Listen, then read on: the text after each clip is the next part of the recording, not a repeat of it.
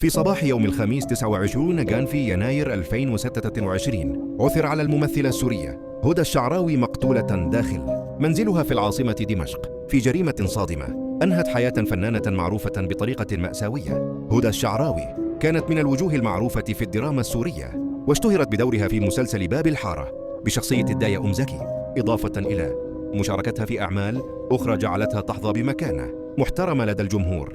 في السنوات الأخيرة كانت تعيش بهدوء وبعيداً عن الأضواء دون ظهور إعلامي كثيف. بحسب ما أظهرته التحقيقات، وقعت الجريمة داخل منزلها، حيث كانت الضحية بمفردها رفقة خادمتها المنزلية، وتشير المعطيات الرسمية إلى أن الخادمة أقدمت على قتل هدى الشعراوي في ساعات الفجر الأولى قبل أن تحاول الفرار بعد ارتكاب الجريمة.